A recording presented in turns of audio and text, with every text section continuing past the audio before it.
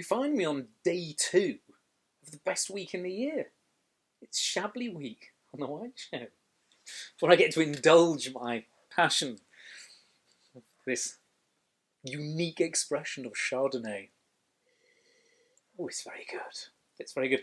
We were here on Monday. If you haven't seen Monday's episode, go back and look at Monday's episode, because I sort of bang on for ages about how much I like Chablis. But it's true, because it got me into wine really early on. I'm genuinely many years ago. I started out as a sommelier in the very late 80s. And back then, actually, it was one of the styles of wine that you could get hold of quite widely. The wine world has changed extraordinarily since then. However, you can still go and find lots of interesting Chablis, which we used to sell lots of. I have to confess, I did not know as much about it as I do now, and I'd never visited, but then I did go and visit. I've visited a few times, actually.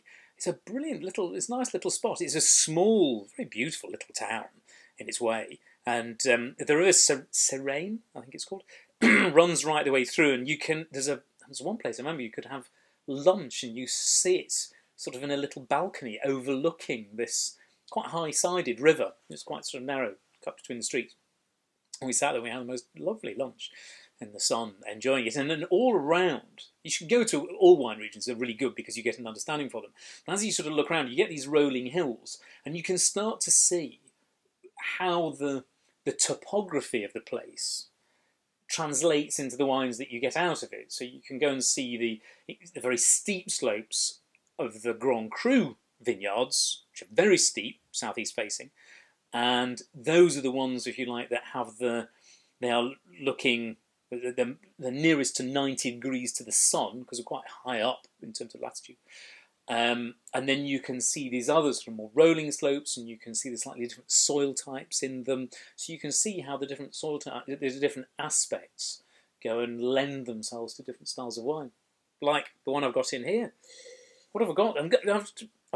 What I've got today is I've got a Chablis and a couple of other bits that you should get when you go and buy this. Okay, so I've got a mix, because man cannot live on Chablis alone. You can have a jolly good try. You might not be able to totally cope on it. Oh, this is lovely. So this is from Domaine Chalais, £20. Remember what I said last week from Monday, if you were there? Around £20 is a good bottle of Chablis. You might find it a little bit less for Petit Chablis-ish. Might find it a little bit more if you are wanting to go into sort of Premier Cru Chablis, £28, £30, something like that. And Domaine Chalais, young wine producer. We've got a few sort of young wine producers. There are, though, many of them come from families that have been there for a very long time, and they sort of start over. Now, this is soils between Pré, my French pronunciation of villages is terrible, and the town of Chablis. So you've got Chablis in the middle, and then you've got these other little towns, like Milly, Pré, I can't think of any of the others, that's sort of dotted around. Lovely little spots. Now, when you do your tasting notes, particularly as you get into it, don't just come up with what you think it should be, which is citrus fruit, minerality, mid-weight to lightweight, zesty, those kind of characters. Because actually, once you get stuck in, you'll find that there's more interest to it. Of the varying styles, and this is very true when you get to village-level Chablis, is each one tends to be more an expression of what the winemaker wants to do than what the soil is telling them to do, if you like. And so here, this is wine that's actually sort of white peachy and a little bit more floral in a way. They all have this very distinctive mineral tang, this kind of zesty, slightly saline feel to them. It is sort of slightly saline. There's an element of walking along a river, or a slightly sort of iodine-y coastal feel, which is bizarre, because we're a long way from the coast when you're in Chablis.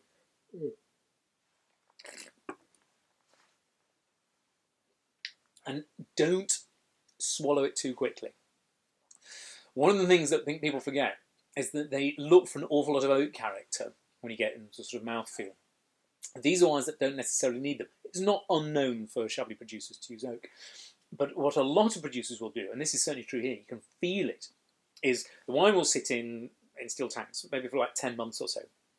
And it'll sit on its lees, which is the sort of yeast cells from when it's been fermenting. And they break down over time, much as this happens in Champagne. And it gives this interesting texture. And it makes them much more food friendly. So you might remember when we were here on Monday, I kind of said Petit Chablis is your aperitif style, village level Chablis. That's when you start eating interesting seafood and so on, shellfish. And then you go into Premier Cru styles for richer shellfish, particularly when you get sort of meaty things like some monkfish and lobsters and so on. Grand Cru if you're having really chunky dishes. And you can enjoy turkey and chicken and all sorts of pork, ham. But here it's got this lovely mouth-coating texture, which makes it really nice wine with food. And that's one of the reasons why, of all the sort of Bourgogne Blanc that's immensely popular with sommeliers, that's why they love this, because they know it works. So sommeliers love recommending really nice Bourgogne Blanc, but particularly Chablis, because they know it'll work with chef's dishes. If you've ever been a sommelier, you'll know much of your job is to keep a chef happy. And so your job is not to show off incredibly blousy wines. It's to show off stuff that complements the chef's food. Otherwise, chefs kind of go, well, everybody loved the wine, but they didn't really appreciate my food with it. So you've got to go and find stuff that sort of melds together. Does that make sense? I'm spending a lot of time talking to sommeliers at the moment. Poor people are all on furlough. They can't work because everything's been shut down. But they will be coming back, and they'll be recommending nice glasses of Chablis for you. That's lovely. What else should I say about it? So I've got a couple of facts actually about this. The vines are 30 years old. This will last for 10 years. I know. It goes really interesting kind of waxy golden colour. I've had some really old Chablis and it's curiously interesting. You sort of think, oh, it's not going to work. I have to have it when it's young. It really does. This is recommended with top quality smoked salmon. Not smoked salmon, top quality smoked salmon. So very simply on brown bread with organic butter and a squeeze of lemon. I think that is from Cliff Roberson, whose wines we've got today. So thank you very much, Robeson's wine. This is at Roberson, brilliant wine merchant in London. London's a really top place. You should go. They've got some fantastic stuff. This is Chablis from them. So what we thought we'd do is we'd pull out a couple of extra bottles as well that you can go and pick up whilst you're there. But if that was you, Cliff, then thank you very much indeed. Cliff's a real legend in the British wine trade. Excellent palate. It certainly does. Oh, I shouldn't really tell you this story, but I once nearly had a near brush with tragedy in Chablis. And I was in a vigneron's shy in his cellar, but it wasn't actually his cellar, it was sort of on ground level. And we were filming a TV show before the wine show. I know, it was before even the wine show began. And the sound guy said he could hear a weird noise. Oh, no, he was complaining about the traffic noise. Because at a lot of the wineries, I mean, it's useful to know, the winery is right next to the road. So there would be cars coming past all the time. And we had the doors open, and he said to the winemaker, could you go and shut the door so we can film? Now, a lot of these are crammed in. I mean, it feels like what a winemaking village should feel like. There's all these little, houses and properties all clustered together. So he shut these big old wooden doors.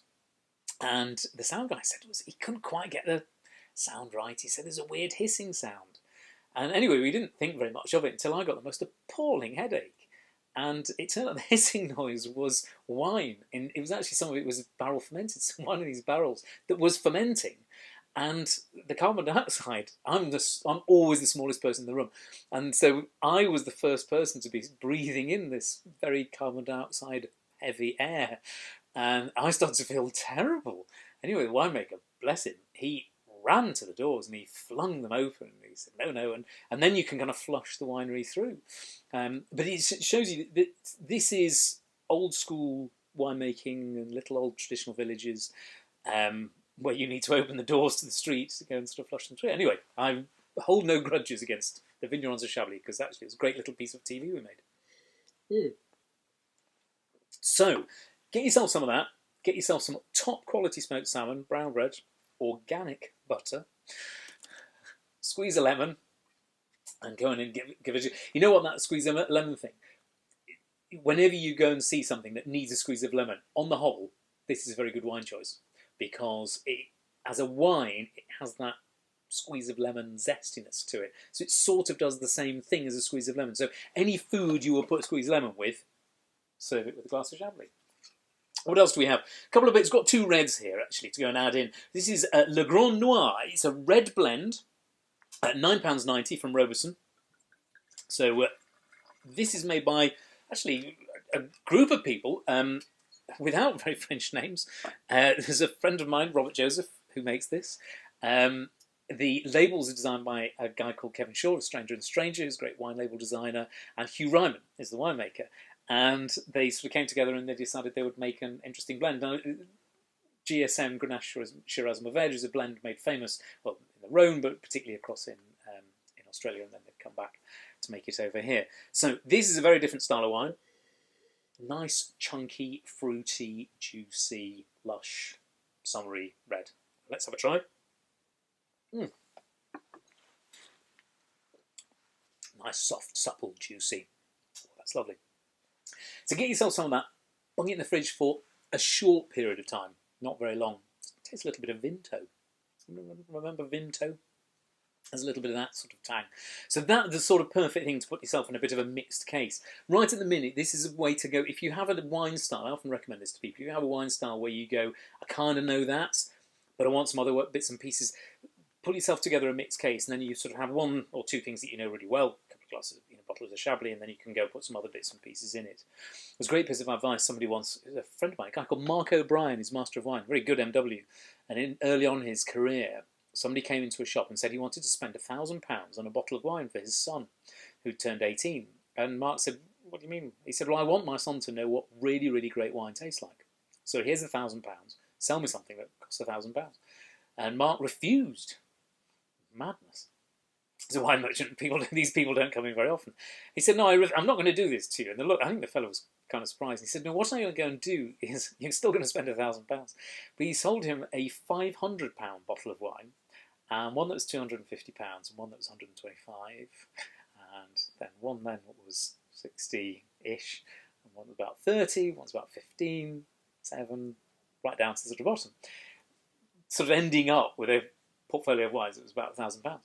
And he said, this way, your son, I think it was his son, will be able to go and see what difference it makes to go and spend more on money, more on wine. And actually what you go and see is that when you spend, you jump around that sort of £20 mark, is absolutely where you get to kind of sweet spot of incredible quality. £20–30 is where some of the really great wines in the world are. Now, there are fantastic wines that go on after that, but it is a law of diminishing returns.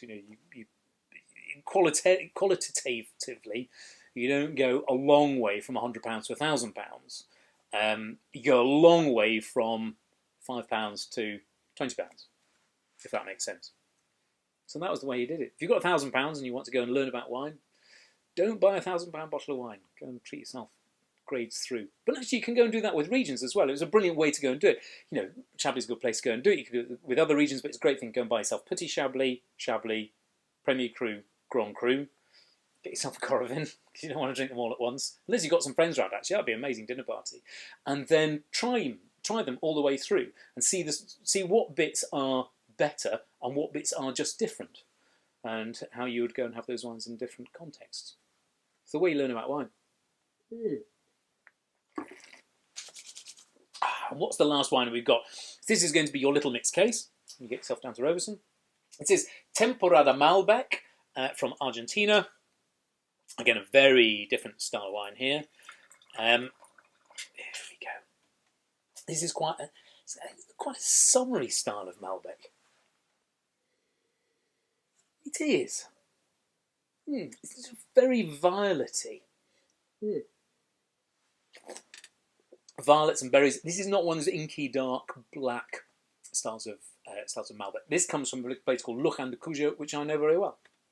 And indeed, funnily enough, it is where the wine show sort of began for me, because about 15 years ago, I'd had a little bit too much to drink, and I got into a bath of wine in a health spa in Lujan de Cuyo, and made the daft idea of filming myself sitting in a bath of wine, talking to my, I think it was a video camera those days, and I sit there chatting away, and I think whilst I was still a bit pie-eyed, I uploaded it to YouTube, and 10 years later, Melanie Jaffe, hello, producer of the wine show, she found this film. She was about the 100th person to see it in 10 years. It really wasn't watched a lot.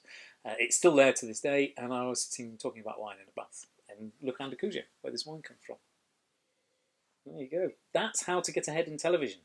is to sit in a bath of wine. Whilst, funnily enough, in the next door room, I'm pretty certain Robert Joseph, who makes this, was having a sort of his and hers couples massage, I think with Oz Clarke. I'm pretty certain that's right. I think they sort of went in, and it was one of these things that were like 2 beds, and it was meant for sort of husbands and wives or whatever, partners, to go in and be massaged together. I think Oz and Robert decided to go in together. I seem to remember that was the case. I may be wrong. I'll stand corrected if I'm wrong, but I know that Oz went in with somebody else. We're all mates together in the wine trade. Oz is a huge fan of Chablis. It's changed over the years, and bits and pieces he's written about it. What he really loves is that sort of precision about it. It's at its best. Thank you very much indeed for joining us. Now come back for more Chablis Week. That's the treat, you see. Chablis Week, you get 3 episodes. Get yourself over to Roberson. You can go and buy some of this, some Domaine Chaleur and a few other bits and pieces. Nice little mixed case. And then make sure you come back on Friday, because we've got another Chablis, we've got some other wines, and we'll have some interesting little details. There's a sort of Chablis with a bit of a twist when you come back on Friday. Oh yes, I know what's coming up. So I know it. But I'm not going to tell you now. You have to come back and watch it. We'll see you then. Bye-bye.